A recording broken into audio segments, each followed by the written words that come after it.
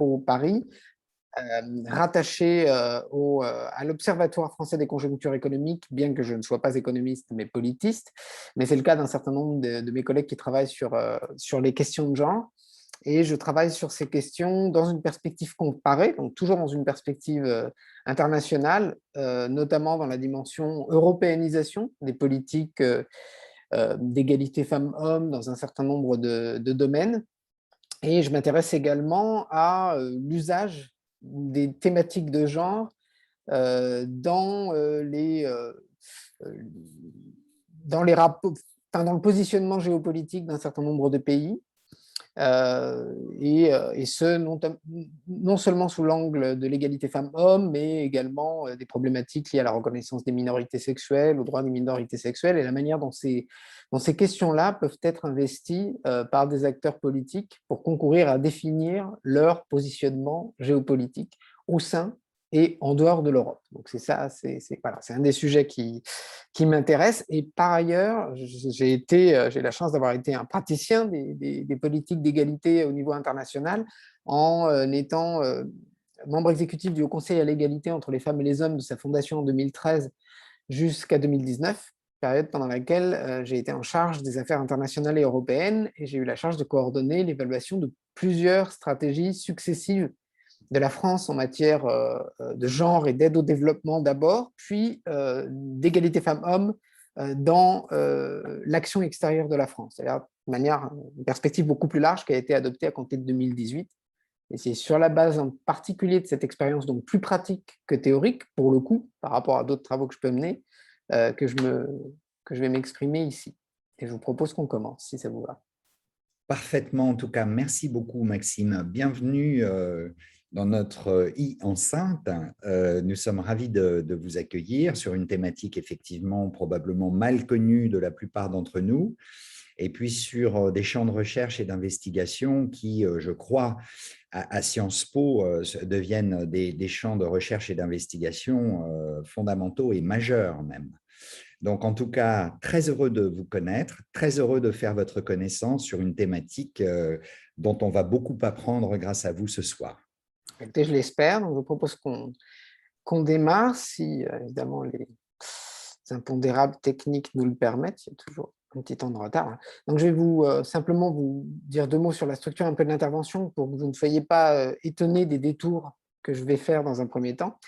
Donc je vais poser évidemment deux, trois définitions utiles à notre discussion autour de cette notion de politique étrangère féministe ou de diplomatie féministe. On va voir d'emblée qu'il y a des approches un petit peu différentes selon les pays qui s'en réclament, en vous donnant aussi quelques repères chronologiques, et vous comprendrez qu'il n'est pas étonnant que ce soit une thématique nouvelle pour vous, parce qu'elle est nouvelle dans son ensemble, en tout cas dans les termes dans lesquels elle a été posée récemment. J'ai évidemment donné aussi quelques définitions autour de la notion même de genre, parce que c'est le contexte plus large dans lequel s'inscrit cette notion. Je vous propose ensuite de dire quelques mots sur le lien entre rapports sociaux de sexe, qui est une vieille terminologie qu'on utilisait en France avant la généralisation du vocable genre vers la fin des années 80, le début des années 90, mais qui renvoie à la même chose et qui est peut-être plus parlant. C'est les rapports sociaux entre les sexes et la manière dont ils se définissent. Et le lien que ces rapports sociaux entre les sexes et leur définition peut avoir au rapport entre les États, entre les puissances, entre les nations. Ensuite, je reviendrai sur les conditions spécifiques d'émergence du concept de la diplomatie féministe, et vous verrez que ça ne sort pas de nulle part. En fait, c'est la conséquence d'un certain nombre d'évolutions de long terme, mais aussi plus récentes, dans la manière d'aborder au niveau international les problématiques d'égalité femmes-hommes et plus largement les problématiques de genre. Puis, effectivement, je parlerai rapidement de la diplomatie féministe française en la comparant à ses homologues revendiqués, en essayant de voir ce qui caractérise chacune de ces approches, ce qui les distingue aussi, et ce qui distingue en particulier l'approche française, et ce qui peut aussi en constituer les limites, étant donné que ce qui m'intéresse de poser pour notre discussion, et là vous êtes plus experts et expertes que moi, c'est de savoir si la défense et la sécurité sont des domaines qui sont en mesure de répondre à l'heure actuelle aux défis et aux implications d'une diplomatie féministe. Et vous verrez que cette question mérite d'être posée vu l'origine de la diplomatie féministe dans les questions, dans les enjeux de sécurité internationale. Et on essaiera de voir ensemble ce qu'il en est. Moi, je pourrais apporter quelques éclairages, mais je pense que vous en aurez davantage à apporter que moi. Donc, si on commence par proposer un certain nombre de définitions, le concept de politique étrangère féministe, donc Feminist Foreign Policy en anglais, a été avancé sous ce titre, pas sous celui de diplomatie féministe, la première fois par la ministre des Affaires étrangères suédoise, qui l'a été longtemps. Il a été, je crois, de 2013 à 2019, Margot Wallström, qui se trouve avoir été aussi, comme vous le savez sans doute, commissaire européenne, et pas n'importe laquelle. Elle a été vice-présidente de la Commission européenne. Elle a été réputée être un des poids lourds de la Commission européenne lorsqu'elle y exerçait. Et elle exerçait par ailleurs, vous le verrez tout à l'heure, d'autres mandats qui l'ont rapprochée de cette notion de diplomatie féministe. Lorsqu'elle l'a fait, elle l'a fait un petit peu en franc-tireur, en franc-tireuse, et elle a semé un petit peu le désarroi chez les vieux routiers de la diplomatie suédoise, qui pourtant était déjà une diplomatie atypique de par la place qu'elle confère aux droits humains en particulier et au multilatéralisme. Et néanmoins, elle l'a fait avec beaucoup de vigueur et avec un succès certain, puisque rapidement, dès 2017, d'autres pays ont commencé à se revendiquer soit d'une politique d'assistance internationale féministe pour le Canada, donc limitée explicitement au périmètre de l'aide au développement et de la coopération économique, d'une diplomatie et d'une politique extérieure féministe pour la France à compter de 2019, ou d'une politique étrangère féministe pour le Mexique en 2020. Et ce sont des termes qui ont été activés, et activés souvent de concert entre ces différents pays, lors de rendez-vous importants des relations internationales, comme les G7 de 2018 à Charlevoix au Québec, ou à Biarritz en 2019 en France, ainsi que lors des forums Génération Égalité, qui ont été organisés de manière un peu perturbée par évidemment la pandémie, mais qui ont été co-organisés par le Mexique et par la France, avec l'Organisation des Nations Unies pour les droits des femmes, ONU Femmes, entre 2020 et 2021. Donc on voit d'emblée que c'est quelque chose qui a émergé très récemment, mais aussi très rapidement, en termes, et que la proposition de Margot Wallström a trouvé un écho et chez quand même des pays relativement importants, voire très importants dans les relations internationales.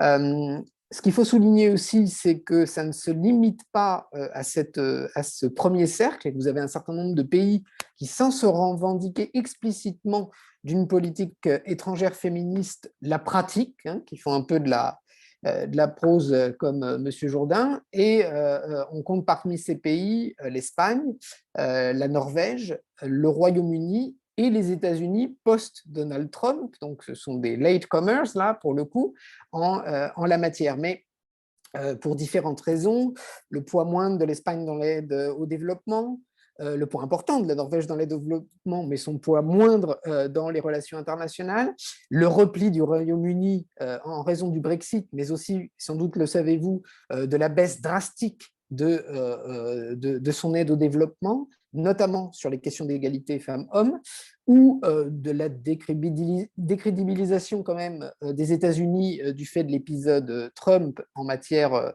d'action internationale. Ces pays sont plus suivistes sur cette question. En termes de définition de contenu, en 2018, la Suède a défini sa politique étrangère féministe de manière assez modeste comme une méthode de travail et une approche par les droits, par la représentation et par l'accès aux ressources des filles et des femmes qui tient compte de la réalité dans laquelle elles vivent, hein, avec cet aspect un peu relatif quand même par rapport à l'environnement dans lequel les filles et les femmes grandissent, et vivent et s'épanouissent. Et avec cette notion importante, donc c'est en fait c'est une approche en anglais par 4Ds, hein, 4 Rs, sorry, rights, representation, resources and reality. Donc c'est une définition assez claire. C'est un concept qui émerge dans un contexte qui est marqué par de fortes tensions internationales et aussi par une montée en puissance des enjeux liés au genre dans les instances, dans les arènes internationales 20 ans après la conférence de Pékin. En 2014, on est très exactement 20 ans après cette conférence qui a été fondatrice pour un droit international des droits des femmes. Et du coup, on ne s'en étonnera pas, confronté à l'émergence de ce nouveau vocable un peu atypique, en tout cas qui interroge les pratiques habituelles de la diplomatie, les acteurs des relations internationales se sont empressés d'essayer de le définir. Et une définition finalement assez simple, c'est celle qui collationne, qui combine la définition dans le dictionnaire Merriam-Webster en anglais de ce qu'est une politique étrangère, à savoir the policy of a sovereign state in its interaction with other sovereign states, ce qui peut par ailleurs être un petit peu discuté à l'ère de la transnationalisation, et la définition du féminisme que fournit ce même dictionnaire, à savoir the theory of political, economic and social equality of the sexes delivered to advance women's rights and interests. Et la collation, finalement, donne une définition assez claire de ce que pourrait être une diplomatie au service, notamment, de l'agenda du droit des femmes. Alors, il y a des définitions beaucoup plus sophistiquées, beaucoup plus ambitieuses, mais elles émanent moins des acteurs de la diplomatie eux-mêmes que de ceux et celles qui observent cette action diplomatique et essayent de lui donner un contenu encore plus révolutionnaire qu'il ne l'est déjà. C'est pour ça que je ne m'y référerai pas directement ici. Autre chose qui me semble importante de définir, et je confirme que vous aurez les diapositives. Autre chose qui me semble importante de définir évidemment à ce stade, c'est la notion même de genre, d'autant qu'elle est souvent controversée et régulièrement largement déformée. En tout cas, c'est le point de vue de la personne qui travaille sur ces questions-là depuis de nombreuses années et qui ne porte ni un agenda de subversion de l'ensemble des structures de la parenté, en tout cas pas à ma connaissance, ni le souci d'une inclusivité omnibus, mais qui observe en fait la réalité des sociétés, la réalité des sociétés humaines, et une des premières réalités fondatrices, c'est la différence sexuelle, mais c'est au-delà de la différence sexuelle, et je dirais même bien au-delà de la différence sexuelle, ce que les sociétés humaines en ont tiré comme parti en termes d'organisation de nos sociétés, de structuration de nos hiérarchies sociales. Et là, nous sommes allés bien plus loin que ce que, à première vue, n'exigeait la nature, à savoir une construction sociale et culturelle de catégories, le masculin, le féminin, ce qui y échappe également, et qui s'appuie en général sur un ensemble de caractéristiques, de propriétés sociales, de compétences imputées, etc., et surtout de hiérarchies, et de hiérarchies qui vont quand même grosso modo dans le même sens, dont la définition évidemment va varier, comme on dit, hein, dans le temps, dans l'espace. Et ces catégories, elles définissent dans une large mesure les rapports sociaux entre les sexes au sein d'une société, la position et le traitement réservés aux minorités sexuelles dans une société donnée, à une période donnée. Et ces éléments-là sont susceptibles de différencier les sociétés entre elles aussi. Donc, une chose sur laquelle je voudrais d'emblée insister, c'est que autant les notions de politique étrangère et de diplomatie féministe, ce sont des néologismes, ça fait aucun doute, on l'a vu en 2014, c'est très récent. Le concept de genre, dont je rappelle d'ailleurs au passage qu'il n'est pas l'anglicisme qu'on croit ou l'importation scandaleuse d'une théorie nord-américaine frauduleuse, mais un gallicisme en anglais, puisque ça vient du genre grammatical, et que le genre grammatical nous dit à peu près ce que nous dit le genre en sociologie et en anthropologie, à savoir que l'attribution de propriété liée au sexe hors sexe biologique est une convention et que le bureau sur lequel je m'exprime a de fortes chances d'être la bureau dans une autre langue, n'est-ce pas? De même que la lampe qui m'éclaire ce soir a de fortes chances d'être le lampe ou de ne pas avoir de genre grammatical dans une autre langue. On est bien dans cette notion de convention. Et l'autre aspect qui est évidemment très important, c'est cet aspect de hiérarchie, parce que cet aspect définit largement le fonctionnement de nos sociétés. Donc, je serai rapide sur ce lien entre entre les rapports sociaux de sexe d'un côté, les rapports entre puissances, mais je voudrais quand même m'y arrêter une seconde, parce que c'est de là que vient cette notion. Et c'est de là que vient aussi l'importance des questions de genre que cette notion reconnaît dans les rapports internationaux. Ici, je fais une petite parabole, c'est sur l'enlèvement des Sabines. Je ne sais pas si les souvenirs de votre culture classique sont encore frais, mais vous rappellerez que l'enlèvement des Sabines, c'est un récit mythique sur les fondations de Rome, en tout cas sur les premiers temps de la Rome antique, où, confrontés à une pénurie de femmes, nos braves Romulus et Rémus vont entreprendre d'aller les séduire ailleurs, et les pères des Sabines, les Sabins, refusant de leur donner des épouses, de faire ce qu'ils considèrent être une mésalliance entre peuples, les mettent face voilà, un dilemme, et ce dilemme est résolu par l'enlèvement des Sabines, qui n'est pas, comme on pourrait le croire dans une relecture apocryphe néo-féministe, une banale et triste histoire de violence sexuelle, comme on en connaît beaucoup dans l'histoire, et j'en évoquerai quelques-unes au passage, mais en réalité quelque chose de plus complexe, comme nous le dit Tite-Live, à savoir un enlèvement négocié. En fait. Les Sabines vont être convaincues par la force du verbe, nous dit-on, d'épouser les Romains et de devenir les mères de femmes, les mères d'hommes et de femmes libres. Et qu'est-ce que ça nous dit? Ça nous dit que ces questions de parenté, ces questions de division des rapports sociaux entre les sexes sont fondateurs des civilisations, sont fondateurs aussi des unités politiques que sont à l'époque les royaumes, les républiques, puis ultérieurement, bien ultérieurement, les nations modernes, et qu'on ne devrait pas être étonné finalement, vu ses antécédents, fût-il mythique, que ces questions occupent finalement une place importante, plus importante qu'on veut bien le reconnaître dans nos relations internationales contemporaines. Si on fait une exégèse plus longue, il y aurait beaucoup à dire, et les deux représentations que vous avez ici, par Tiepolo à gauche et puis par David à droite, vous montrent aussi les différentes lectures, hein, et vous voyez aussi une Sabine au milieu qui essaye d'exhorter les Sabins et les Romains à faire la paix et à faire alliance. Donc ça aussi, ça nous renvoie à certaines représentations de genre, notamment sur le rôle diplomatique des femmes d'ailleurs. Alors l'organisation des rapports entre les femmes et les hommes, mais aussi les modèles de masculinité et de féminité promus. Ici, je vous ai mis une petite illustration pour rappeler que les modèles de masculinité ont beaucoup évolué depuis l'Antiquité, que les amitiés viriles et plus si affinité étaient très valorisées dans l'Antiquité, participent d'une représentation de l'univers, ce qu'on appelle une cosmogonie, et que quand on se représente l'univers, surtout à l'époque antique, où il est très limité géographiquement, on se représente d'abord le rapport aux barbares, et les barbares, c'est ceux qui n'ont pas les mêmes mœurs que vous, et en particulier pas le même rapport entre les individus de sexe différents que vous, pas les mêmes structures de parenté que vous, etc., etc. Donc tout cela a imprimé une marque indélébile qu'on lit encore dans nos structures politiques et sociales et même spatiales aujourd'hui, à la définition de l'espace des villes, de ce qui relève du privé et du public, de l'espace réservé aux hommes et aux femmes, etc., du commerce entre les individus au sens propre comme au figuré, leur mode d'interaction, mais aussi le commerce des femmes et des hommes, notamment à travers l'esclavage, entre les peuples. Et tout cela, évidemment, dans une durée très longue.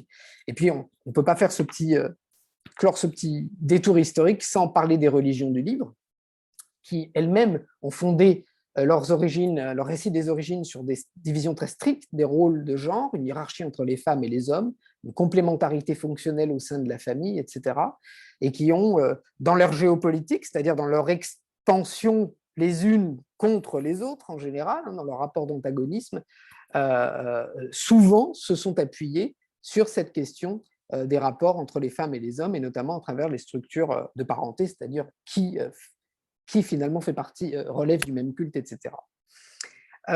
Et ces rapports antagonistes, on les trouve au sein même aussi des monothéismes, entre eux et au sein même, à travers leur schisme, à travers des visions orthodoxes, souvent accompagnées de définitions plus strictes de ces rapports-là, des sectes minoritaires encore aujourd'hui, hein, pensez au wahhabisme par exemple, qui se fondent sur la revendication d'une pureté associée, ou le salafisme, à des normes et des interdits en matière de sexualité. Donc tout ça, on le voit, ça a survécu jusqu'à aujourd'hui, on le comprend. Le mythe de l'Orient décadent d'hier qui justifiait la colonisation et la mission civilisatrice de la France, le mythe de l'Occident décadent aujourd'hui qui justifierait sa régénération par une orthodoxie russe conquérante ou par l'action de mouvements islamistes radicaux ou évangélistes, avec parfois des agendas confondant de similitudes, même si évidemment les modalités d'action sont fort heureusement fort différentes. Et puis on a l'épisode j'allais dire, de la construction des nations modernes, qui s'est accompagné par la suite des mouvements de colonisation, et au cours desquels le lien entre la définition des rapports de genre et celle des rapports entre nations s'est consolidé. Alors évidemment, là, les représentations de Britannia, de Germania et de la République, pas de Marianne, mais de la République, où vous avez tout un ensemble d'attributs propres à chaque nation dans son rapport au monde, du trident de la nation maritime anglaise, etc., au lion représentant la force, mais aussi l'empire colonial de la France, et à chaque fois une représentation féminisée. Et cette féminisation de la représentation des nations va avoir un impact très, très profond sur la représentation du rapport entre ces mêmes nations dans le XXe siècle perturbé, c'est le moins qu'on puisse dire, et douloureux que nous avons pu connaître. Du coup, lors de la colonisation, comme lors des deux guerres mondiales et lors de la période des guerres de la décolonisation, des conflits et des répressions liées à la décolonisation, l'exploitation sexuelle des femmes par divers moyens, à diverses échelles aussi, de manière plus ou moins revendiquée également, l'utilisation du viol, là aussi, selon des modalités, des échelles et un niveau de revendication plus ou moins fort des puissances, ont participé à la définition des rapports de conquête des peuples colonisés, par ailleurs, par exemple, et de soumission, hein, avec ici des illustrations liées au contexte colonial français et à la prostitution et aux femmes qu'on appelait de réconfort pour les troupes d'occupation japonaises en Corée et en Chine continentale. Ce rapport ce lien entre la féminisation du corps national, du corps mythique, hein, du corps représenté, comme on le voyait tout à l'heure avec Britannia ou Germania, eh bien, elle a des conséquences concrètes. Et hors même des conditions de la colonisation, de la décolonisation. Et les conflits ethniques de la seconde moitié du XXe siècle nous ont montré jusqu'où pouvaient aller ces conséquences, hein. Qu'on soit dans le scénario des guerres de Bosnie, avec cette photo qu'on voit à gauche, hein, vous avez deux soldats de milices bosniaques musulmanes qui portent assistance à une femme en état de choc suite à une agression sexuelle ou à un viol par les troupes adverses, où la profanation du corps de la femme de l'autre, c'est la profanation de la pureté ethnique du groupe adverse. Et donc, ça fait partie à la fois des buts et des moyens de la guerre. Et cela, on l'a également très largement connu dans les conflits autour des Grands Lacs, au Rwanda, au Burundi, au Kivu, comme sur les photos qu'on voit ici, avec d'ailleurs des implications, hein, y compris le prix Nobel de la paix remis en 2019 au médecin congolais qui a accompagné les femmes dans leur parcours de réparation suite à ces viols collectifs. Il y a un rapport entre ces différents éléments. C'est cette hiérarchie entre les sexes, c'est la définition du rapport à l'ennemi, des choses tout à fait fondamentales, hein, en relations internationales et dans le rapport des nations et des peuples entre eux. Et tout ça, finalement, c'est le fond historique qui va nous amener à cette notion de diplomatie féministe. Maintenant, j'en viens plus au cœur de notre sujet, évidemment, et aux conditions objectives, on va dire, plus circonstancielles, hein, qui s'inscrivent moins dans la longue durée, d'émergence de cette notion de diplomatie féministe. Le premier élément de contexte direct, ce sont les évolutions, je dirais le premier, non pas par ordre d'importance, mais l'inverse. Je vais procéder du moins important au plus important, en tout cas de mon point de vue. Le premier, qui est un élément de contexte, on va dire, démographique et de culture du métier de diplomate, ce sont les évolutions de fond du corps diplomatique et de ses fonctions, qui sont liées à l'évolution aussi des relations internationales, mais aussi à celle des sociétés. Premier élément qu'on peut relever, c'est dans les pays occidentaux, un niveau de féminisation croissant. Et pour un certain nombre de pays, c'est le cas de la France, des politiques volontaires pour l'accès des femmes aux postes importants. Est-ce que ça signifie que les femmes ne sont pas des diplomates comme les autres? Ça n'est pas ce que je pense. Je pense qu'il y a un ethos collectif de la profession qui, comme dans toute profession, l'emporte sur bien d'autres considérations. En revanche, cela signifie que les représentations symboliques qu'on peut se faire de la diplomatie, elles ont évolué. Lorsque vous avez la définition que je donnais tout à l'heure en anglais, les rapports d'un État souverain, enfin la politique étrangère comme rapport d'un État souverain à un autre État souverain, cette notion de souveraineté, cette mission régalienne, centrale, on pense aux anciens ambassadeurs et plénipotentiaires des puissances monarchiques, renvoyait à des attributs virils et du pouvoir et du monopole des rapports entre les nations.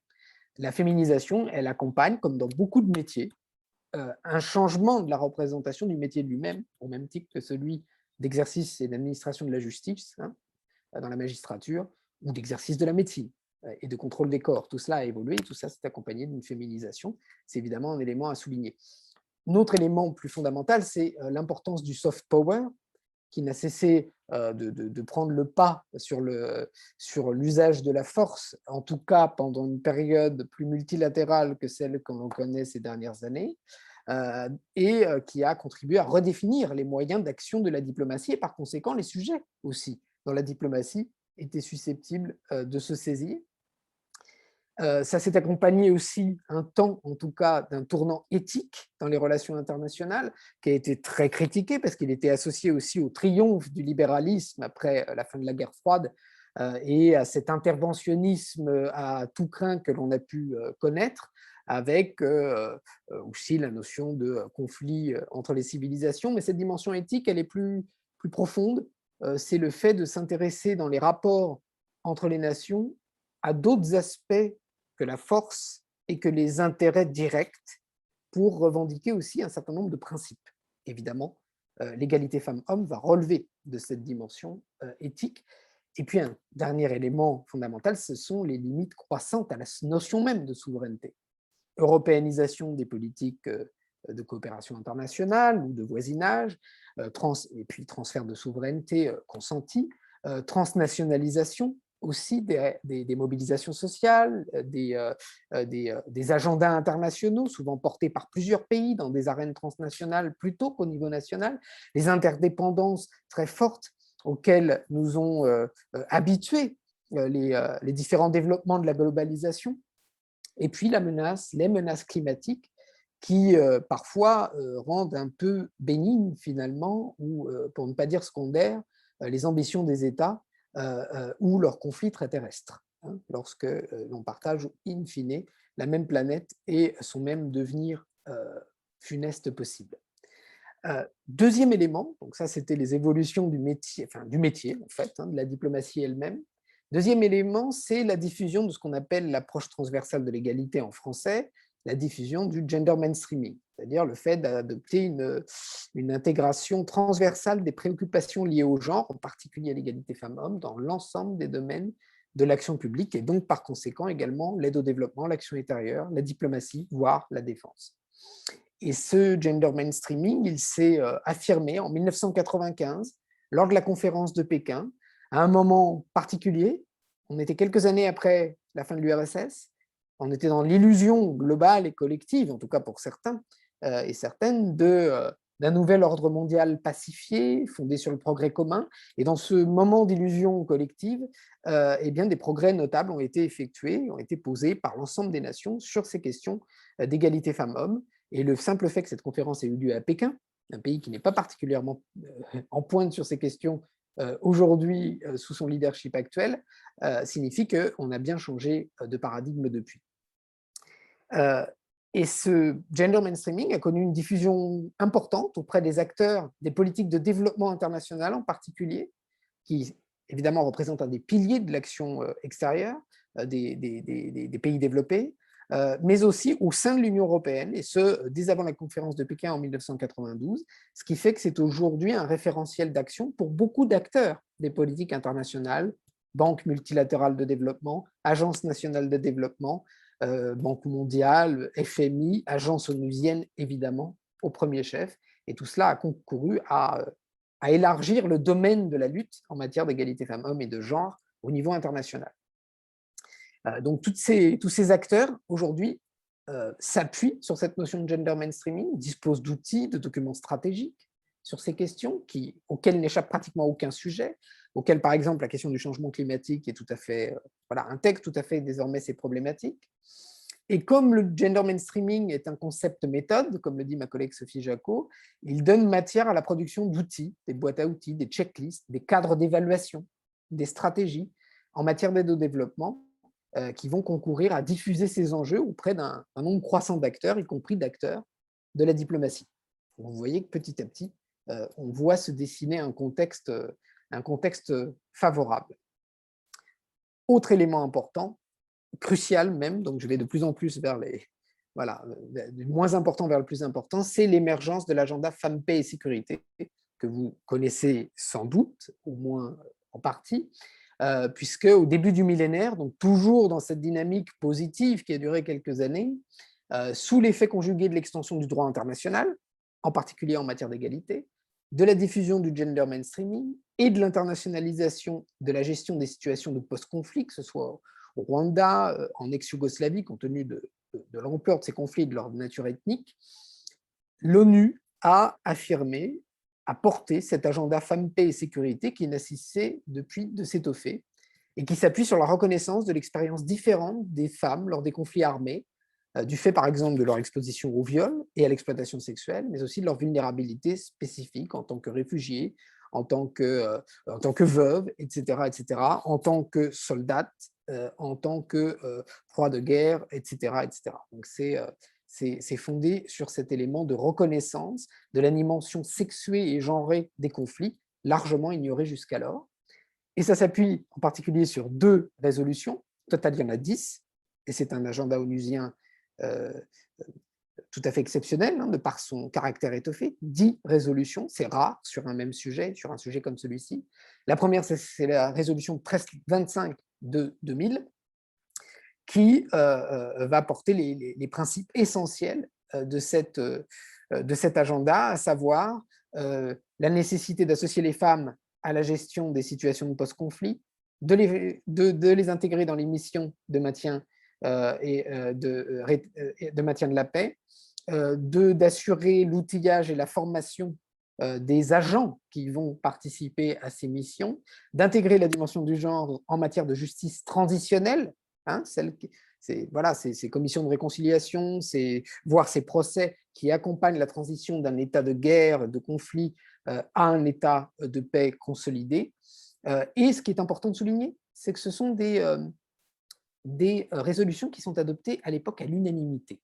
C'est souligne là à nouveau qu'on était bien dans un contexte fort différent de celui d'aujourd'hui pour permettre la reconnaissance des violences spécifiques subies par les femmes lors des conflits armés, pour assurer leur participation, comme je le disais, au processus de paix à tous les niveaux, y compris au sein des missions, en particulier au sein des missions sous mandat de l'ONU, la formation et la mise en place de mécanismes de prévention et de dénonciation des violences sexuelles de la part des intervenants militaires et civils chargés de gérer ces situations de post-conflit sous mandat onusien.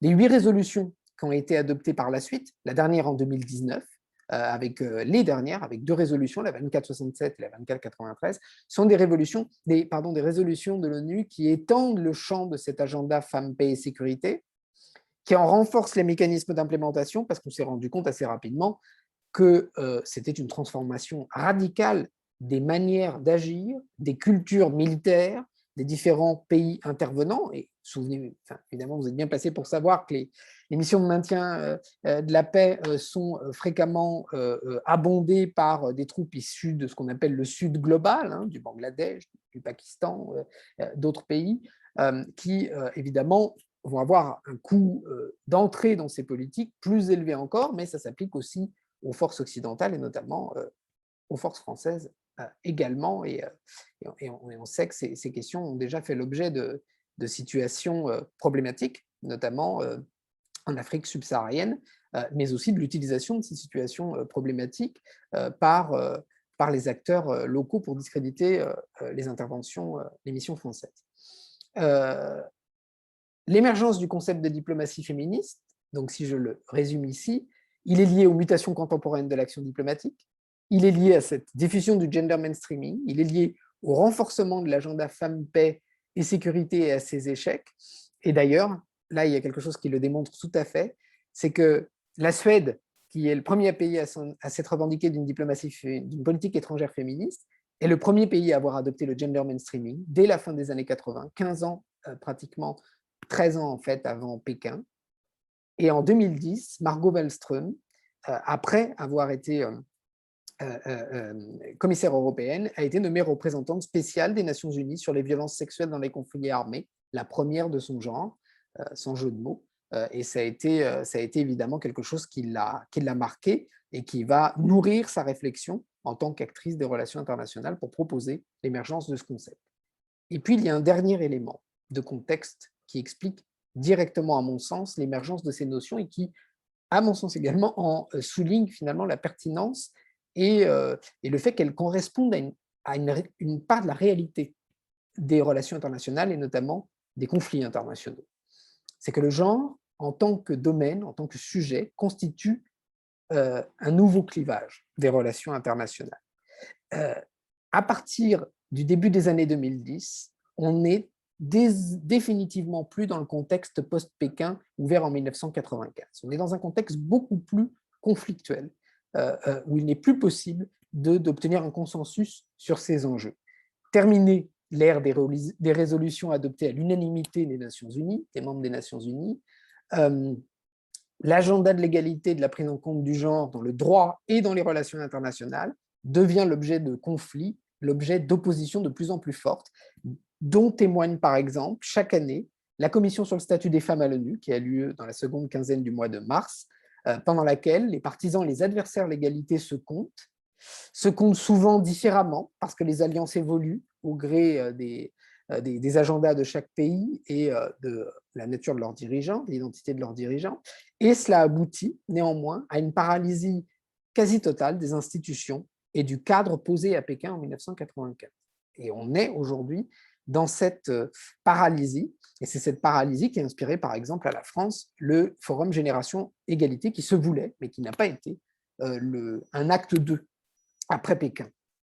Ce qu'on voit aussi, c'est, comme je disais, des alliances qui se forgent autour du rejet des dispositions liées au genre, au nom en particulier de la préservation de valeurs traditionnelles, fondées sur la hiérarchie entre les sexes, souvent associée à la verticalité du pouvoir aussi, c'est-à-dire que les deux se rejoignent, hiérarchie entre les hommes et les femmes, mais hiérarchie aussi entre les citoyens et les dirigeants, donc avec un recours plus fort, une tendance à l'illibéralisme au mieux, à l'autoritarisme au pire, et le rejet des droits sexuels et reproductifs et des minorités sexuelles. Le rôle des églises traditionnelles et évangéliques, le rôle des financements associés au prosélytisme religieux, musulmans mais aussi chrétiens, en particulier protestants et orthodoxes, contribuent à forger ces alliances et à les faire évoluer aussi dans la durée autour de différentes thématiques et à les rendre efficaces. Il y a un rapport récent de Human Rights Watch, je crois, qui a démontré l'importance de ces flux financiers autour de la promotion de ces valeurs traditionnelles et souvent dans des sens tout à fait surprenants du point de vue de l'histoire et de l'analyse traditionnelle des alliances au niveau international. Ce qu'on voit aussi, c'est que dans les pays occidentaux, c'est renforcé un agenda populiste. On observe un retour des nationalismes à différents degrés. Je cite quelques exemples ici. On voit aussi l'affaiblissement de certaines démocraties du Sud, comme l'Inde, sous l'effet aussi d'un ethno-nationalisme religieux, en l'occurrence, hindouiste.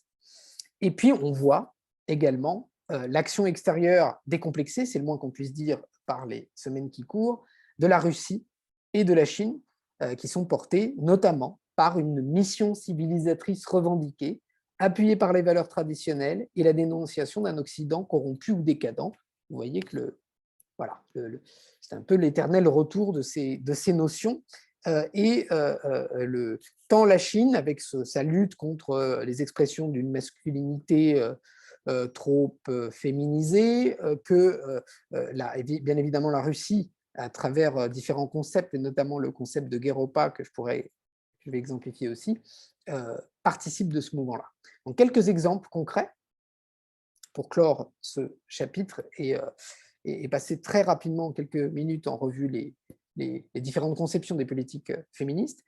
En Colombie, vous avez un accord de paix qui a été négocié en 2016 avec les FARC, et qui a été rejeté par un référendum, vous le savez également, et cela suite à la mobilisation de l'Église et du camp conservateur contre l'intégration des aspects liés au genre en réponse à l'agenda Femmes, Paix et Sécurité de l'ONU.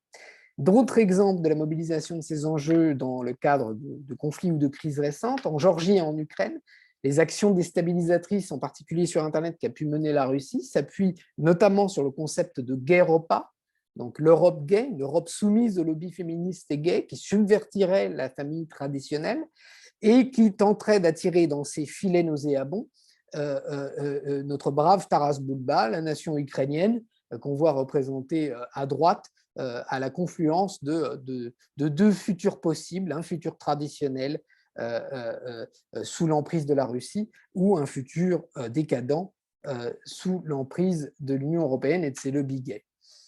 Et puis ce sont des discours qui portent aussi des conséquences domestiques. Retrait de la Turquie de la Convention d'Istanbul, là aussi on a changé de paradigme, et c'est clair dans le paradoxe de se retirer d'une convention qu'on a soi-même abritée et promue sous le même président. Protection de la famille en Russie aux dépens de la lutte contre les violences faites aux femmes, expulsion de l'université d'Europe centrale de Hongrie par Viktor Orban au motif notamment qu'elle était un foyer de propagande gay, zone LGBT-free en Pologne, et j'en passe. Donc c'est dans ce contexte-là qu'il faut lire l'émergence des diplomaties féministes, dans des contextes qui sont marqués à la fois par la fluide, la reconnaissance des questions de genre et des violences sexuelles comme objet légitime des relations internationales, mais surtout par la remise en cause de ce consensus, par des gouvernements démocratiques ou autoritaires selon les cas, qui promeuvent des visions fondées sur des ordres sociaux qui sont régis par les hiérarchies de genre, et ce, dans le cadre plus général que l'on connaît de remise en cause des valeurs libérales ou considérées comme telles. Donc si on regarde maintenant très vite les différentes diplomaties, la politique étrangère suédoise, elle apparaît très logique dans sa séquence par rapport à ce que je viens de dire. C'est lié au statut d'une superpuissance humanitaire qui est assumée par ce pays depuis de nombreuses années. C'est lié à l'adoption précoce du gender mainstreaming, au niveau avancé de ce pays qui figure en tête des classements internationaux en matière d'égalité femmes-hommes, donc qui exprime une forme de cohérence à l'intérieur et à l'extérieur. Mais c'est aussi lié à des enjeux de politique intérieure, on s'en doute, la redéfinition de ce qu'est la social-démocratie suédoise, qui abandonne un peu certains thèmes socio-économiques pour avancer davantage sur les domaines sociétals. On voit aussi les limites apparaître assez clairement, qui sont souvent notées par les chercheuses suédoises elles-mêmes. Le fait que la Suède est un exportateur d'armes important, un des 10 premiers au monde, assez peu regardant sur ses clients. Ce n'est pas le seul, mais c'est notable compte tenu de ses ambitions de superpuissance humanitaire, et qui est confronté aujourd'hui à la concurrence de puissances du G7, donc avec une caisse de résonance internationale potentiellement plus forte, comme le Canada ou comme la France. Si on regarde celle du Canada, justement, là aussi, on voit des caractéristiques tout à fait propres et qui révèlent la manière dont ces diplomaties émergent. La revendication d'un statut de puissance éthique, Des enjeux de politique antérieure, là aussi avec Justin Trudeau, qui s'était affiché en champion du libéralisme économique en particulier face à Donald Trump, et une vision très économique également des droits des femmes, centrée sur leur empouvoirment économique, leur empowerment. Et les limites, elles sont tout à fait notables. Il n'y a pas de mécanisme de redevabilité dans ce cadre-là et très peu d'outillage méthodologique. Parce que le Canada, en revanche, n'est pas un pays de gender mainstreaming. Il s'est tenu assez à l'écart de ses développements, contrairement à la Suède ou, dans une moindre mesure, la France. Le Mexique, je peux passer assez rapidement dessus parce que ça apparaît très circonstanciel comme concept, très lié au contexte de la collaboration avec la France pour l'organisation du Forum Génération Égalité, mais néanmoins là aussi avec une antériorité. C'est à Mexico en 1975 qu'a été organisée la première conférence sur les femmes de l'ONU, qui lançait les 2 décennies des femmes qui ont abouti à la conférence de Pékin. Donc il y a quand même là aussi un contexte historique et un héritage à revendiquer. Donc si on se penche très vite, en conclusion, sur le cas français, là aussi il y a un contexte particulier et qui va dans le sens d'une certaine cohérence, je dois le dire, je suis souvent assez critique sur ce qui peut être mené en matière d'action politique extérieure française, mais là, je dois souligner la cohérence. Ce qu'on voit, c'est qu'il y a eu un renforcement progressif de l'approche transversale de l'égalité en France, c'est-à-dire du gender mainstreaming. Ce qu'on voit également, c'est que la France a adopté 3 stratégies successives sur la base de l'évaluation de la précédente à chaque fois, confiée à un organisme semi-autonome, le Haut Conseil à l'égalité, à savoir 2 stratégies genre et développement, puis en 2018, une stratégie internationale qui se prolonge jusqu'en 2023 de la France pour l'égalité entre les femmes et les hommes, dont on voit que le spectre s'élargit au-delà de l'aide au développement. Et puis la revendication par Emmanuel Macron de l'égalité femmes-hommes comme grande cause du quinquennat. Donc on voit un précipité sur une temporalité plus courte, un peu similaire à la Suède. Volonté de cohérence entre l'intérieur et l'extérieur, revendication de l'approche transversale de l'égalité, et puis, plus inhabituel pour la France, le souci d'évaluer ce qu'on fait et de l'améliorer, quand même pas si fréquent. Donc les objectifs de cette stratégie, celle qui est en vigueur actuellement, c'est le renforcement de la culture de l'égalité, l'intensification du travail de plaidoyer de la France, la prise en compte accrue de l'égalité dans l'aide au développement et la manière dont elle est répartie, le renforcement des mécanismes de redevabilité et le renforcement des liens avec la société civile. Et je dois dire que sur l'ensemble des points, des progrès très notables ont été accomplis. Plaidoyer, on a entendu Jean-Yves Le Drian revendiquer le concept de diplomatie féministe et l'assumer, comme il dit, persistant et en signant à plusieurs reprises.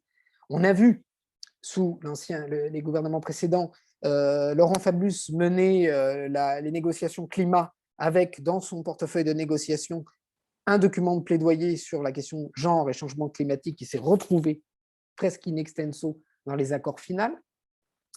On voit une redistribution de l'aide au développement au prisme des marqueurs genre créés par le CDE, et on voit des formations, des évolutions internes au sein de la diplomatie qui, petit à petit, percolent dans ce corps une culture nouvelle qui fait qu'aujourd'hui, lorsqu'un ou une ambassadrice prend son poste, il va au contact des ministres en charge de l'égalité, il va au contact des organisations de la société civile, défenseurs des droits des femmes et des droits LGBT, et il inclut de manière croissante ces enjeux dans sa lecture de l'environnement local et géopolitique régional dans lequel s'inscrit son poste.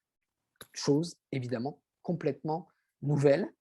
On observe cependant des limites, et là j'ouvre à la discussion un peu tard, je vous en prie de m'en excuser, des limites, et ces limites, à mon sens, mais peut-être me corrigerez-vous, c'est la mise en œuvre de l'agenda Femmes, Paix et Sécurité dans le cadre des missions sous mandat, en particulier de l'ONU, mais même hors mandat, qu'accomplit la France. La France est évidemment un pourvoyeur important de ces missions, c'est aussi un pays d'initiative militaire, bien évidemment, vous êtes bien placé pour le savoir, et il me semble, en tout cas sur la base des éléments fournis par le ministère de la Défense lors d'auditions, lors de l'évaluation de la stratégie française en la matière, que c'est un angle encore peu développé, pour parler par euphémisme, au regard des transformations qu'ont pu connaître des forces armées homologues ou comparables, occidentales, ces dernières années sous l'influence de l'agenda Femmes, Paix et Sécurité. Ce sont des éléments qui existent, mais qui existent de manière assez éparse, qui n'impactent pas en profondeur la manière dont les missions d'intervention, de maintien de la paix, ou les actions antiterroristes, ou les actions de soutien à certains régimes amis sont envisagées, et ces questions de traitement des violences sexuelles, de leur prévention, tant sur le terrain entre belligérants que éventuellement de la part des troupes françaises, ne sont pas complètement intégrées. On voit aussi des arbitrages évidemment contradictoires, mais là c'est quand même inévitable, on est dans la diplomatie et dans les jeux d'alliance, et qu'effectivement, médaillé entre deux portes, ce brave Ben Salman, ça n'est prince héritier saoudien, ça n'est pas forcément complètement cohérent avec les principes d'une diplomatie féministe. Est-ce inévitable Est-ce évitable, pardon. Et plus largement, je dirais peut-être un défaut, là aussi vous me corrigerez peut-être, d'acculturation dans le domaine de la défense à ces questions. Là aussi, je me base sur des éléments moins probants et moins complexes que ceux que j'ai pu avoir pour le MAE, mais justement parce que le ministère de la Défense était assez largement dans l'incapacité de nous les fournir et de nous fournir les preuves d'une action cohérente sur ces sujets en termes de formation, de capacitation de ces agents. Et c'est pour ça qu'à ce stade, je me tourne vers vous et je vous interroge. Quid des implications à votre sens de cette diplomatie féministe, de cette politique étrangère féministe pour la défense, maintenant que vous avez un certain nombre de clés de lecture en main?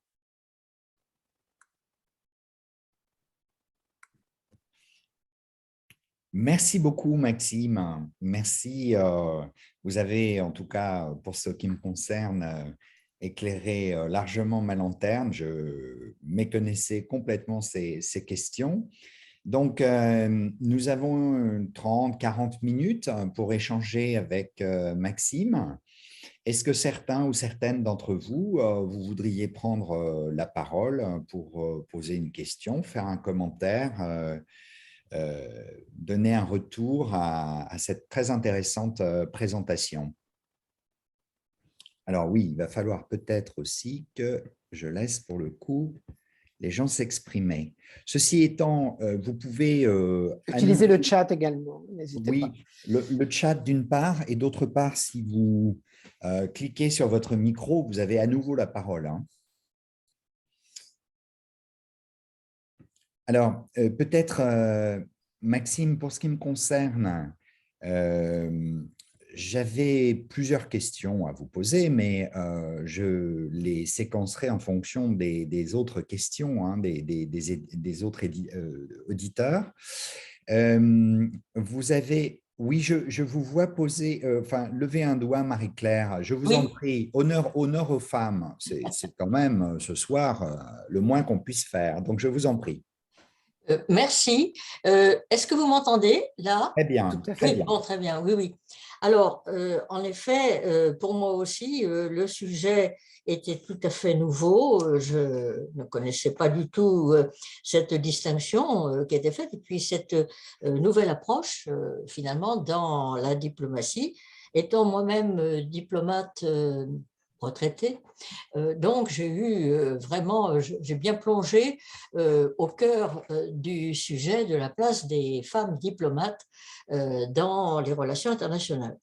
Mais cela dit, j'ai été un petit peu interpellée par l'élément qui a été souligné par Maxime sur peut-être un lien établi entre, d'une part, la baisse des souverainetés dans de nombreux pays, notamment occidentaux, et en même temps, justement, le fait que les femmes se sont davantage introduites dans les relations internationales et peut-être que la multilatéralisation aurait favorisé la percée des femmes. Alors, bon, en même temps, il y avait peut-être un peu ce sentiment que, enfin, comme on l'avait dit déjà pour quelques professions, dès qu'une profession se féminise, elle se dévalue. Bon, alors voilà, j'aurais voulu avoir peut-être quelques éléments complémentaires sur ce sujet-là. Merci. Oui, c'est une question importante et qui n'a pas de réponse univoque, je pense. Parce qu'il faudrait une étude longitudinale dans l'ensemble des pays occidentaux pour avoir une réponse un peu plus nette. Mais ce qui est clair, c'est qu'il y a en général un rapport avec la composition des forces vives d'une profession, en tout cas dans un contexte, on va dire, libéral, quand les choses ne sont pas complètement encadrées par des numerus clausus et par des normes d'exclusion ou discriminatoires, etc. Quand on est dans un contexte à peu près normal, standard, je dirais, il y a un rapport entre la composition du point de vue du sexe de ces forces vives et des évolutions de fond du métier, de la profession elle-même. Et c'est souvent difficile de savoir voilà, qui de la poule et de l'œuf. Et en fait, c'est souvent des choses qui se rétroalimentent. Si vous prenez le cas de la magistrature, dans la période post-68, pour le dire un peu rapidement, l'administration de la justice, au sens du fait de rendre la justice, a évolué. Le spectre couvert aussi par la justice, le souci de la justice sociale, le développement de la justice familiale, etc., le rapport différent aux justiciables ont changé les pratiques, et on a conservé pour certaines parties de la magistrature l'hermine et les signes régaliens, mais dans l'exercice, voilà, on a quelque chose de différent. Et ça s'est associé à la diversification des magistrats du point de vue de leur profil social et du point de vue aussi du sexe, en l'occurrence. Donc, c'est des choses qu'on observe dans beaucoup de métiers. Il y a un rapport, et c'est normal parce que les professions évoluent en fonction d'évolutions sociales plus profondes également. Et au niveau international, voilà, moi je présenterai ni l'européanisation ni la multilatéralisation comme un affaiblissement des États, mais plutôt comme d'autres contextes d'interaction entre les nations du fait de la complexification des relations internationales, de l'apparition du droit international, des interdépendances économiques, donc d'un reflet de la réalité.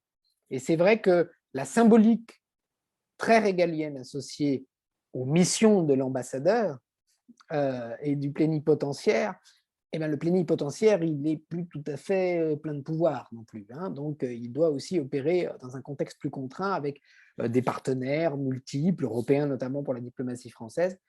Et tout cela concourt à changer la symbolique du métier. Et je pense qu'il y a aussi un lien avec cette dimension féminisation. Mais je ne considère pas a priori que les femmes transforment l'exercice de la diplomatie. Je pense plutôt que leur nombre s'accroît lorsque le métier évolue. Merci. Merci bien, Marie-Claire. D'autres questions?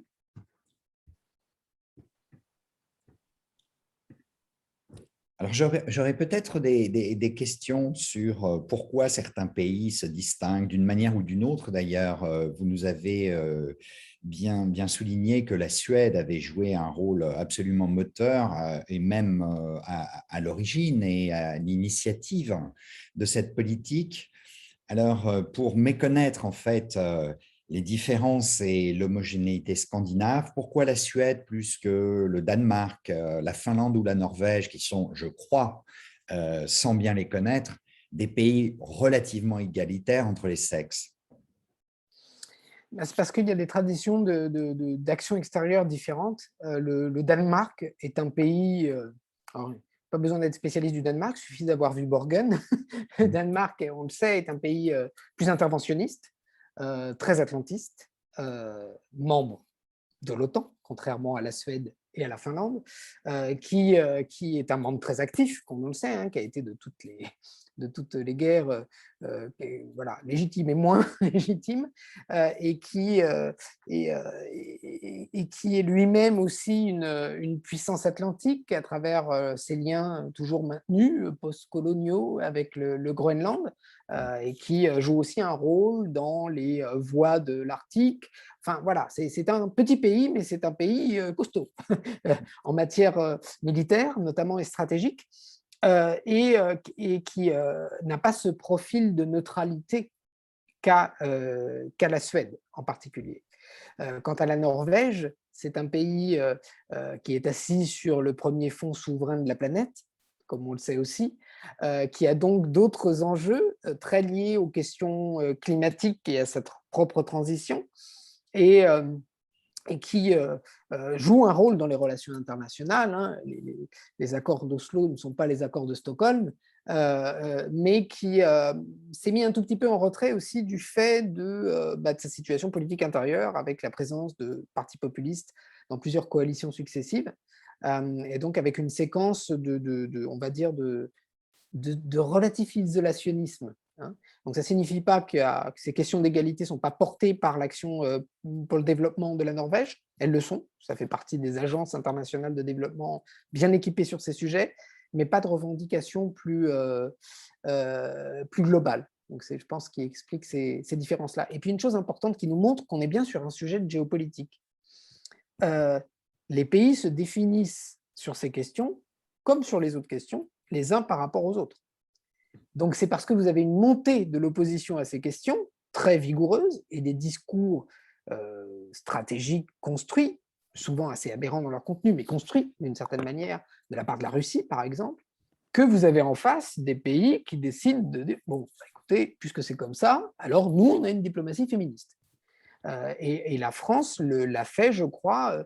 C'est pas venu de n'importe qui de chez nous. C'est pas vu de. Vous voyez, Margot Wallström, c'est un poids lourd de la politique suédoise et de la politique européenne. C'est une femme politique avec un sens politique affirmé et des réseaux internationaux importants.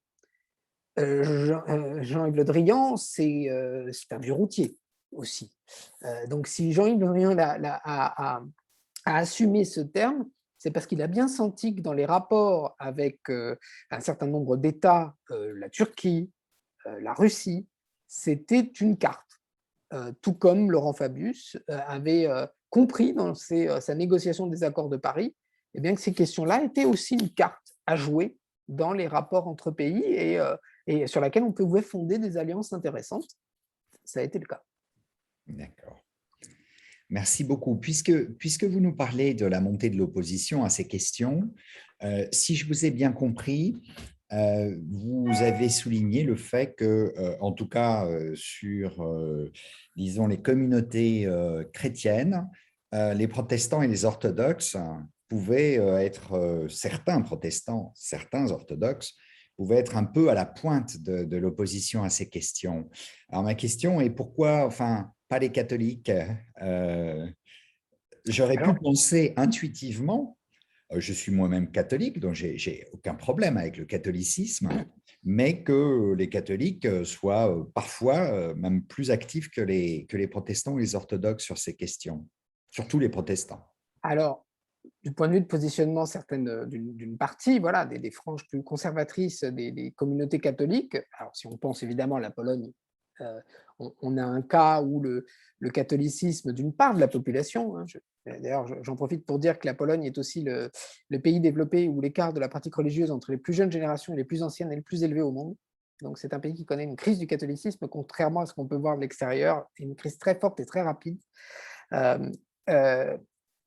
On a néanmoins voilà, des positionnements internationaux de la Pologne, mais bon, qui ont relativement peu d'écho. La Pologne a du mal en général à entraîner l'enthousiasme des foules dans les arènes internationales, y compris des pays like-minded, ce qui est quand même assez aberrant. C'est un pays qui n'est pas très doué dans sa diplomatie ultra-conservatrice.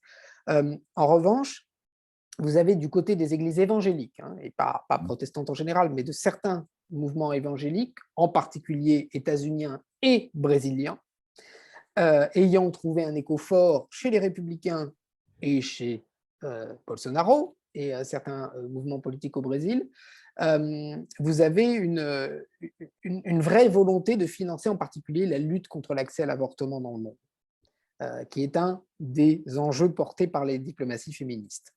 J'aurais dû le souligner auparavant, c'est l'occasion de le dire.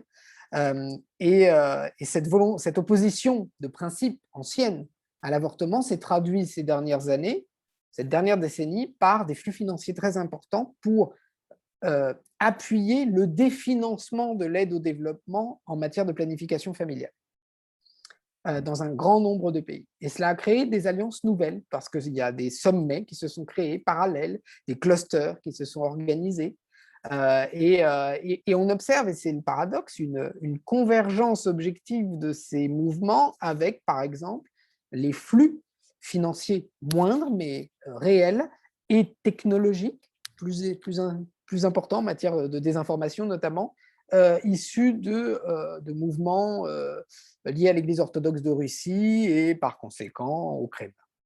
Et voilà, on voit ces choses-là. Puis dans le monde musulman, les islamismes radicaux, salafistes, wahhabites, etc., souvent bien financés comme on le sait, ont aussi appuyé, mais là souvent voilà, avec des modalités bien différentes et qui ne sont pas tellement axées, on le sait, sur l'entrisme dans les relations, dans les arènes internationales, mais sous d'autres formes d'action politique ou armée. Sans vouloir insister sur le catholicisme plus que de raison, mais y a-t-il, par exemple, face à la question que vous avez fort brillamment traitée ce soir, des différences entre un pays comme la Pologne, que vous avez déjà développé, et puis un pays comme l'Irlande? Tout à fait. Là, on montre bien d'ailleurs, ça montre bien le cas de l'Irlande et de la Pologne au sein même de l'Europe, ce type de différence, qu'on est sur des terrains très mouvants. L'Irlande et la Pologne, du point de vue des droits sexuels et reproductifs dans les arènes internationales il y a 15 ans, étaient des pays, ou même 10 ans, étaient des pays parfaitement alignés. C'était des pays qui avaient une démographie alignée.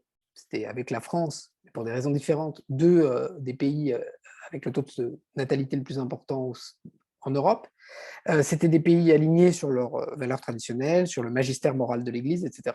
Aujourd'hui, vous avez l'Irlande qui est un pays, qui est le seul pays au monde à avoir légiféré sur le mariage gay et sur le droit à l'avortement par référendum d'initiative populaire, avec là aussi un rapport de plus en plus conflictuel, en tout cas au magistère moral de l'Église et à sa volonté d'imposer des vues sur la société, pas forcément à la foi elle-même. Et vous avez des signes avant-coureurs en Pologne de glissement de ce côté-là, notamment avec des mouvements de sortie de l'Église catholique, comme on peut en connaître aussi dans une partie de l'Allemagne, notamment dans les régions du sud, Bade-Württemberg et en Bavière, pour la même raison en Pologne et en Allemagne, qui sont les questions de pédophilie au sein de l'Église et la manière dont elles ont été traitées. Donc vous avez vraiment des évolutions importantes. Mais je reviens à la question de la Pologne. La diplomatie féministe de la France, c'est aussi M. Beaune, secrétaire d'État aux affaires européennes, souhaitant visiter des zones LGBT-free lors de son déplacement en Pologne et s'en voyant refuser l'accès, au risque de l'incident diplomatique. Donc on voit que ça joue, y compris au sein de l'Union européenne, sur un certain nombre de questions, même si ensuite le président Macron peut faire du service un peu après-vente à Budapest ou à Varsovie pour faire passer les pilules sur d'autres, parce qu'il y a d'autres enjeux, évidemment. Mais on voit que c'est quelque chose qui, quand même, travaille notre action extérieure. Puisque vous parlez de la politique du président Macron, est-ce que la nomination de Florence Parly comme ministre des Armées et de la Défense est une conséquence, ou est-ce que cette nomination a eu des effets sur cette politique de la diplomatie féministe et peut-être aussi d'une meilleure prise en compte, même au niveau de la défense et des armées? Alors, je crois qu'un ou une ministre ne suffit pas à la faire. Il faut qu'un mouvement d'acculturation s'enclenche au sein d'un ressort politique, puisqu'évidemment, la défense, ce n'est pas seulement un ministère, c'est d'abord une armée et des personnels militaires.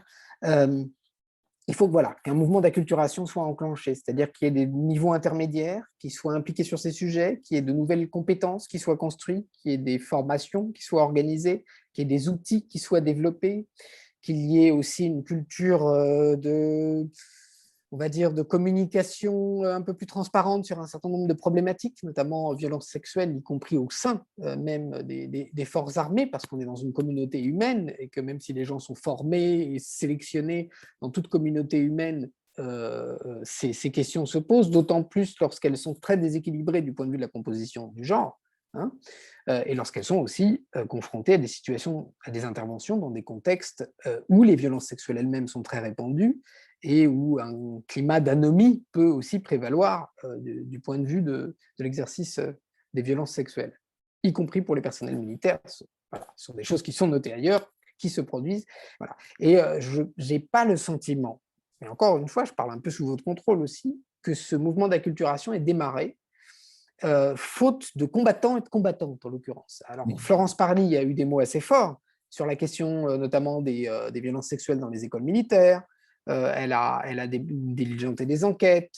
Elle a revendiqué vouloir mettre en place une culture de tolérance zéro, enfin, sans utiliser nécessairement le mot, mais enfin, ça allait dans cette direction-là. Voilà, moi, j'attends les éléments probants de cette évolution. Et je pense que c'est un enjeu, y compris d'interopérabilité même, notamment dans les missions de maintien de la paix, parce qu'on le voit, là on est plutôt dans une phase de retrait, a priori, pour ce qui est du Mali, et de débandade un peu des ambitions d'européanisation de la mission, des missions en Afrique centrale. Mais imaginons que ces missions prospéraient. Vous avez des forces armées européennes qui peuvent avoir des niveaux de sensibilité à ces questions assez diversifiés, entre, je ne sais pas, des Néerlandais ou même des Baltes et des Français. Et c'est important que la France soit peut-être plus active, elle qui est très active au niveau international sur ces enjeux-là, vraiment, et de plus en plus, et de manière quand même assez cohérente dans l'ensemble, qu'elle soit peut-être plus performante sur la question de la mise en œuvre de l'agenda Femmes, Paix et Sécurité de l'ONU, qui a 22 ans cette année, qui est fort de 10 résolutions et qui n'a peut-être pas encore suffisamment impacté la manière dont les armées françaises régulent et s'approprient ces questions sur le terrain. Alors que, et d'autant plus qu'aujourd'hui, il y a un décalage sans doute plus marqué avec l'action diplomatique. Donc je pense que c'est un terrain où des progrès peuvent être menés. En tant qu'auditeur et auditrice, j'imagine que vous avez peut-être des outils, soit qui sont mis à votre disposition et que j'aimerais les connaître, soit de poser des questions ou simplement de regarder également sous cet angle les missions qu'il vous incombe d'auditer. D'accord. Est-ce que vous avez d'autres questions, d'autres interrogations? Sinon, je vais poser une autre question sur cette fois-ci, pour continuer sur l'armée, la défense, l'engagement des femmes, même l'engagement des femmes au combat. Est-ce que vous avez souligné que la Turquie a été finalement récemment assez active contre justement cette diplomatie féministe? Est-ce que d'une manière générale, on pourrait relier ça, ou pas forcément, aux combattantes au sein de l'armée kurde? Et plus généralement, est-ce que ces combattantes au sein de l'armée kurde, au-delà du symbole, ont porté des conséquences dans la diplomatie féministe? Alors, c'est une question que je ne m'étais pas posée, mais qui est une bonne question. Et je pense que, d'une manière générale, dans l'histoire récente… Maxime, juste même pour compléter, à contrario, l'esclavage sexuel des Yézidis, donc toujours dans ce même conflit, hein, donc les deux extrêmes.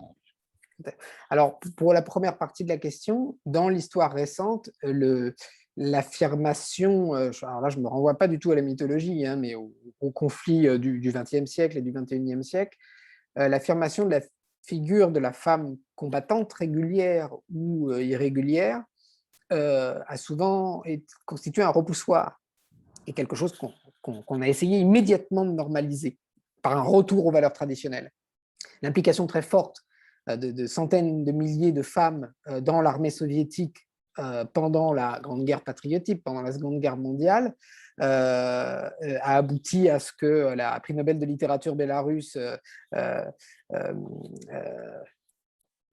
Svetlana, son nom m'échappe juste à l'instant, mais enfin qui fait partie d'ailleurs des mouvements mobilisés en Biélorussie, a compté dans La guerre n'a pas un visage de femme, ouvrage primé, et qui est la reprise en main après l'effacement en fait, de la mémoire de l'implication de ces centaines de milliers de femmes, y compris dans des unités de snipers, y compris dans des unités de tankistes, y compris dans des unités de chasse aérienne pendant la Seconde Guerre mondiale, pour remettre les femmes quelque part à leur place, y compris dans une société qui prétendait à l'égalité universelle. Le cas des combattantes de la Yougoslave également, hein, qui ont joué, elles, pour les plus éminentes, un rôle politique majeur, mais dont la masse a été largement effacée également des mémoires. Aujourd'hui, on voit aussi l'effacement du souvenir des combattantes des guérilleras des FARC, qui étaient à la fois des guérilleras, donc figure repoussoire pour la politique traditionnelle, et en même temps des femmes souvent qui subissaient les violences au sein même de la guérilla de la part de leurs compagnons.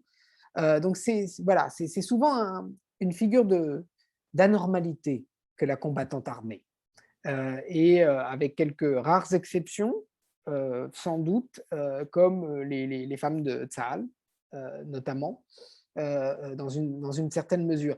Et c'est vrai que les femmes des milices kurdes, qui ont quand même le triple défaut d'être kurdes, femmes et communistes, ça fait quand même beaucoup dans le monde contemporain, et en particulier dans cette région du monde, constitue elle aussi une figure presque diabolique, qui est brandie de Daesh jusqu'à Erdogan, d'une certaine manière, et en même temps qui leur confère une espèce de geste presque mythologique auprès de beaucoup de monde à travers le monde, justement. Donc c'est vrai que...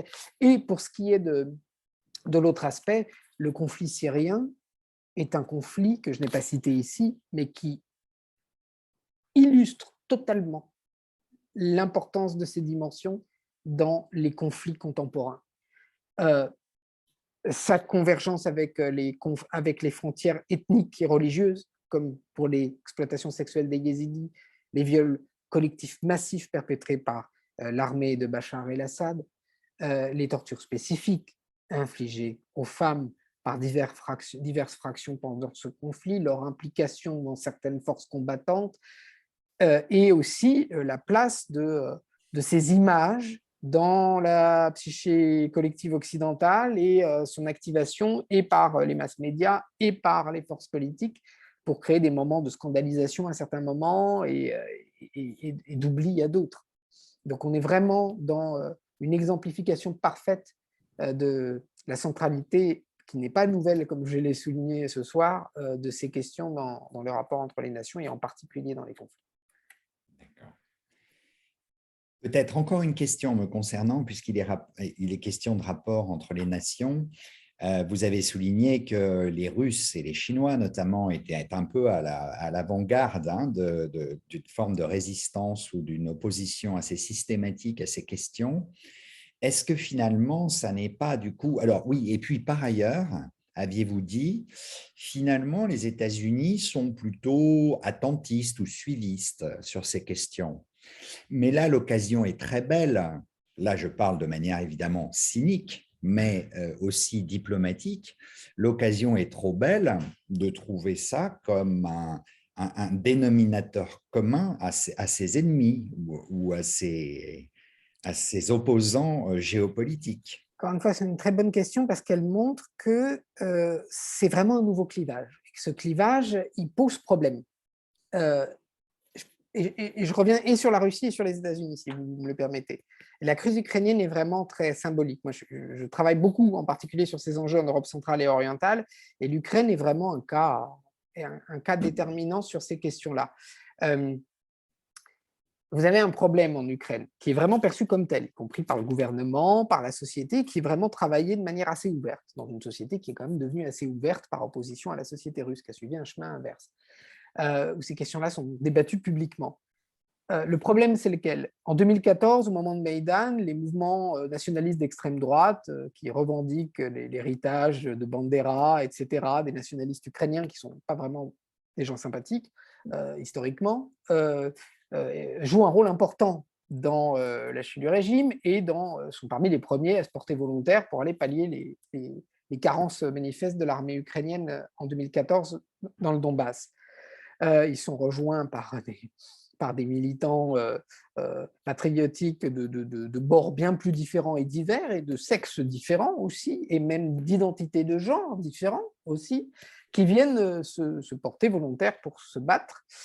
Et du coup, vous avez plusieurs narratifs qui entrent en ligne de compte, et à un moment donné, quelque part, la société ukrainienne se rend compte qu'il y a un petit souci, c'est qu'une partie de ses propres nationalistes tiennent un discours sur les minorités sexuelles ou les femmes qui ressemble dangereusement à celui de l'ennemi.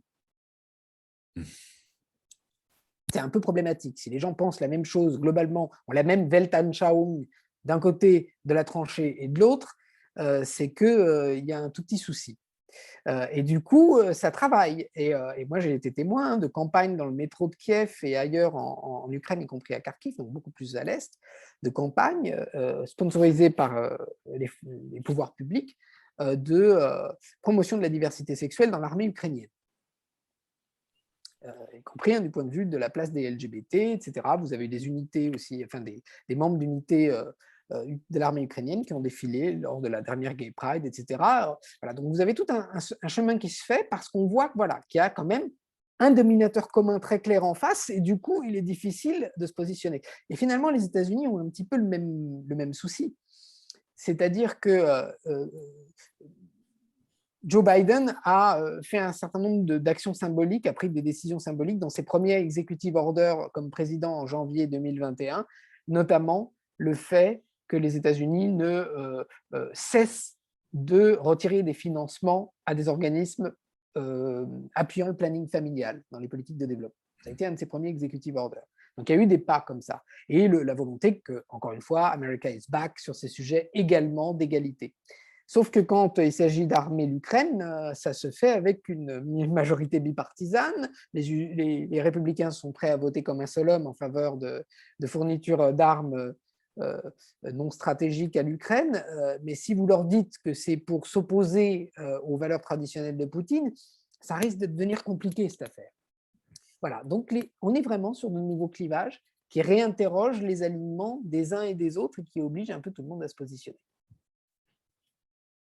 Merci beaucoup. Auriez-vous d'autres questions, d'autres remarques, commentaires, échanges avec Maxime? Je vois que l'un de nos participants nous a quittés, mais vous remercie chaudement, Maxime, pour une conférence très instructive qui laisse encore beaucoup d'interrogations à des béotiens dans notre genre, mais également pas mal de perspectives. J'aurais peut-être une toute dernière question. Ce sera vraiment, pour ce qui me concerne, en tout cas, la toute dernière question.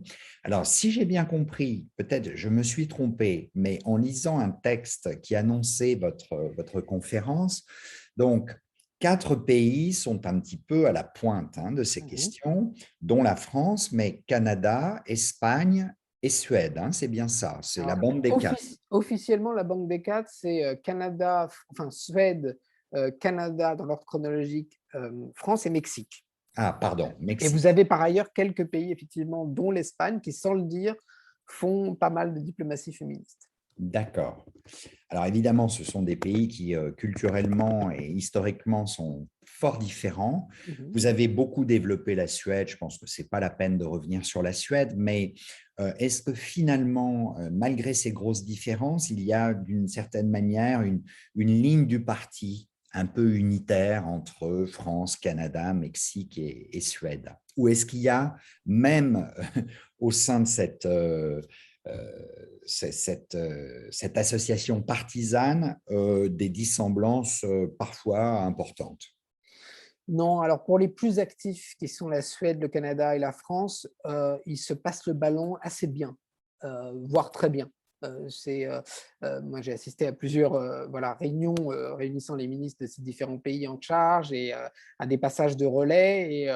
Et ça a été fluide, ça a été très notable dans le passage de relais entre la présidence canadienne et la présidence française du G7, où vous avez une structure mise en place par les Canadiens, une round table de l'égalité à laquelle les chefs d'État et de gouvernement du G7 devaient assister, à laquelle un seul n'a pas assisté. Je vous laisse le soin de deviner lequel à ce moment-là.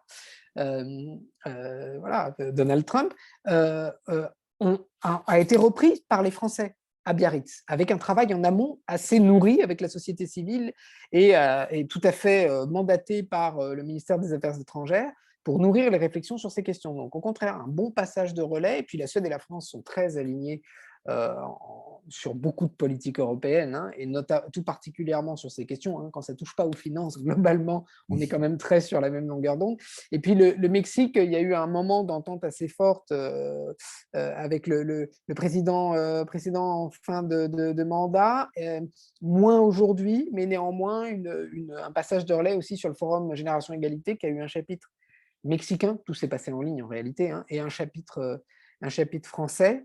Mais voilà, le Mexique, c'était plutôt dans sa relation aux États-Unis, et puis aussi la volonté de revendiquer l'héritage historique, comme je disais, de la conférence de Mexico en 75, et surtout d'estomper son très mauvais record en matière de droits des femmes à demeure, hein, avec des milliers de féminicides chaque année, des lois solides, mais une culture de l'impunité très très forte, y compris dans les forces de police et dans les forces armées.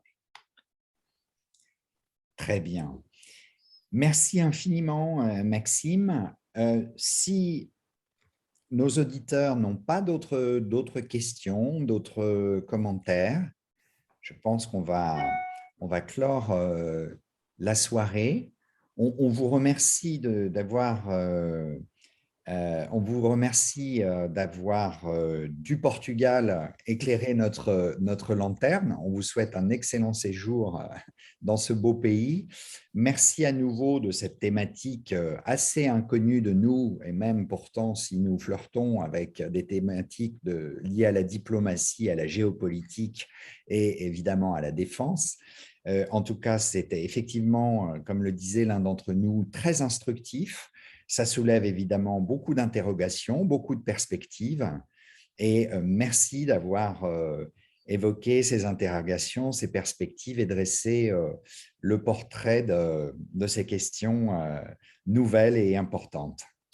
Merci beaucoup, et merci à Françoise Malvezin pour m'avoir rappelé le nom de Svetlana Alexievitch, prix Nobel de littérature bélarusse, membre de l'opposition bélarusse, féministe devant l'éternel, et auteur d'un très grand livre qui est effectivement « La guerre n'a pas un visage de femme ». Au revoir, bonne soirée. Bonne soirée, merci encore Maxime. Bonne soirée à tous, et merci à Édouard de nous avoir mis en contact à nouveau. Bonne soirée. Avec plaisir. Au revoir, Edouard. Au revoir, Maxime.